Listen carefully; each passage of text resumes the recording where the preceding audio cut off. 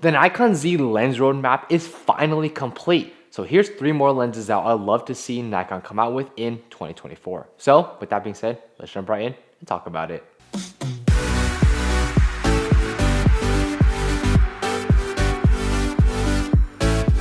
What's up y'all, it's Project Photography back with another video, and today before we get started, make sure to follow all of my socials down in the description bar below, including a brand new Patreon.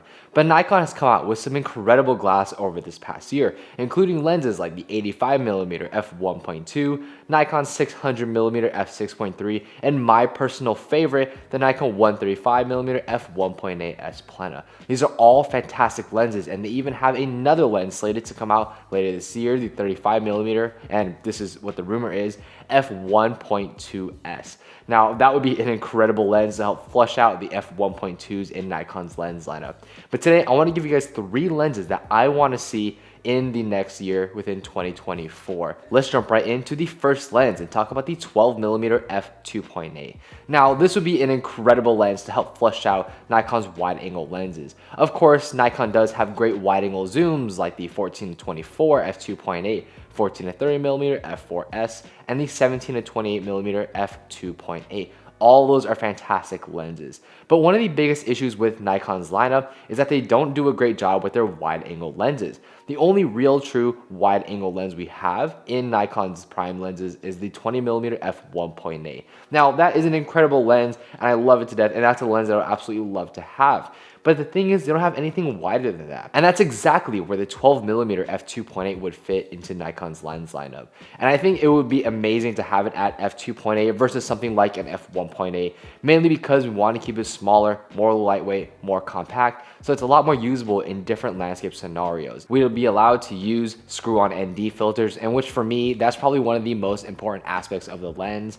But you might be thinking to yourself, okay, like how much does an extra 2mm shaved off on the wide angle side of things really make a difference? To me, it honestly does, especially with the wide angle lenses. By going down to 12mm, this would make a world of difference. You would just be able to capture more into the frame. You'll be able to get compositions that you might not have been able to get before, introduce more foreground elements, and especially things for like astrophotography. Having the f2.8 aperture would allow you to capture astro images and get more of the Milky Way in your shot. I mean, having a 12mm has always been a dream of mine, and we've seen other manufacturers come out with 12mm lenses, like Sony I think has the 12-24 f2.8, and Fujifilm has the 8mm. I want to see that for Nikon because again, we just don't have wide angle primes.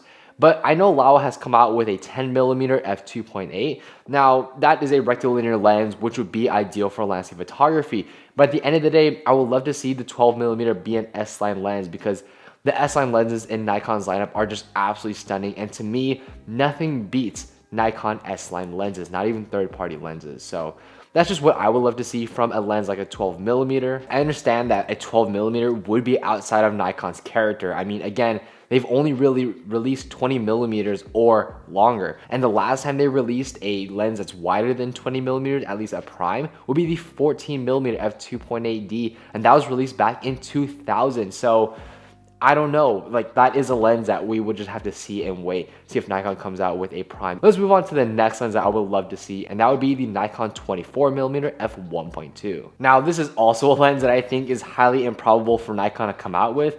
They do have a 24mm f1.4G for their F series lineup, but of course, we have the 35mm f1.2 coming out soon. They want to flesh out the 1.2 lineup.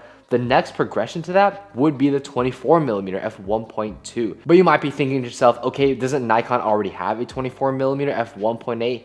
Yes, they do. But a 1.2 is just a world of a difference relative to a 1.8. I know it's only one stop of light, but it really makes a difference. You're really able to shallow out more of the background, and you're able to get more light into the frame, which would be especially useful for astrophotography.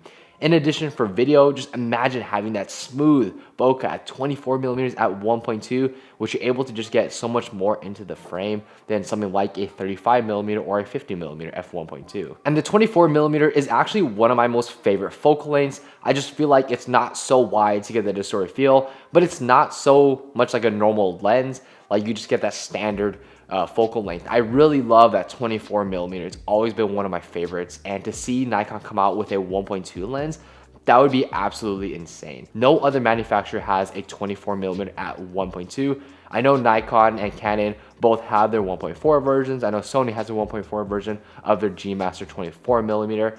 But a 1.2 would just help separate Nikon from the rest of the crowd. Optically speaking, it's really difficult to get fast, wide-angle lenses that perform optically well at the corners and in the center. I think Nikon could pull it off. I mean, I've seen what the Planet can do. That sharpness edge to edge, that's just unbelievable. So if we could just come out with the 24mm f1.2s with incredible optics that Nikon has already created before, I mean, that would just be an ungodly lens. But the next lens I really want to talk about is a lens that, again, it would be out of Nikon's character, but something I really would love to see. The Nikon 16 to 55mm f2.8 for the DX series of cameras. Now, the APS-C line is an area that, to be quite honest with, I am a bit disappointed with Nikon. It's not that fleshed out. I mean, I think they expect a lot of APS-C users to just end up using the full frame stuff, but there's a few issues with that. First of all, we don't get those standard focal lengths that we would want for like a 24-70 equivalent, like a 70-200 equivalent. For them, the APS-C line might not be of super significance, but just remember back in the day, the Nikon D500 was one of Nikon's most coveted cameras.